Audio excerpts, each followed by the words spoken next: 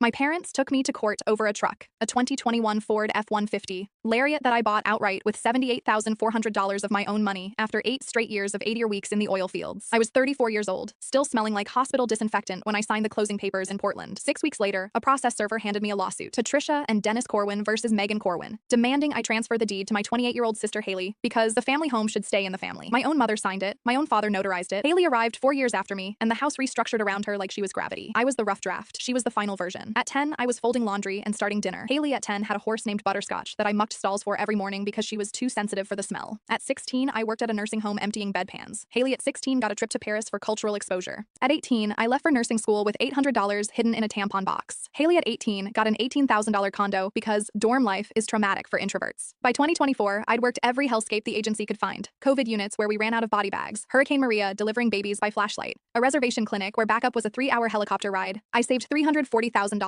got exposed to tuberculosis twice, assaulted by a psych patient, missed every holiday, every birthday. The house was supposed to be my anchor. I paid $312,000 cash, title in my name only. I made the mistake of telling mom. 2 weeks later, Haley showed up with a U-Haul. Mom said you were turning the spare room into a guest suite for me. I made her leave. She cried in the driveway for 40 minutes while filming for Instagram. Caption, when your own sister won't help you during a housing crisis. The lawsuit arrived the following month. Their complaint claimed a verbal family trust, that any property would be shared equally. Claimed I'd used family emotional resources to advance my career. Claimed Haley suffered displacement trauma from being denied her ancestral home equivalent. The house was built in 1924. We're Polish-Irish from Ohio. Discovery was educational. Mom submitted a $5,000 transfer from 2009 as seed money. I had Venmo receipts showing I'd repaid it with interest in 8 months. Haley's deposition was performance art. Cried on cue about how I'd abandoned the family while she stayed as their emotional support system. My attorney played Haley's Instagram. 37 posts from Tulum, Bali, Costa Rica. 0 posts about supporting our parents. How much have your parents given you in the past 5 years? Long pause. $200,000, maybe. Trial was February 2025. Dad testified I'd always been difficult, said he'd told me at 18 that anything I bought would eventually come back to the family. My attorney asked one question. How many times have you visited Megan at any work assignment in 12 years? Silence. 0. 0 visits, 0 calls during COVID when she watched patients die alone. Then Haley took the stand. My attorney introduced Exhibit 47, a text thread between Haley and her best friend, the night before the lawsuit. LOL, can you believe my parents are actually suing Megan for me? Free house incoming. She's going to flip out. Good, maybe she'll finally learn she can't just ignore us and expect to keep all her stuff. The courtroom gasped. Judge Morrison's ruling was ice cold. This court finds no evidence of any agreement entitling the plaintiffs to any interest in defendant's property. The claims are not only without merit but appear to be an attempt to use this court for family manipulation. Dismissed with prejudice. Plaintiffs pay all attorney fees. In the hallway, Dad grabbed my arm. You happy now? You've destroyed your mother. I looked at him. This man who'd never once asked how I was doing, never visited, watched me work myself raw while handing my sister everything. No, Dad. You destroyed her by teaching Haley the world owes her my life. Haley stared at me. This isn't over. Yeah, it is. 3 months later, Haley posted a GoFundMe for healing after her family trauma. She raised $847. I donated 0.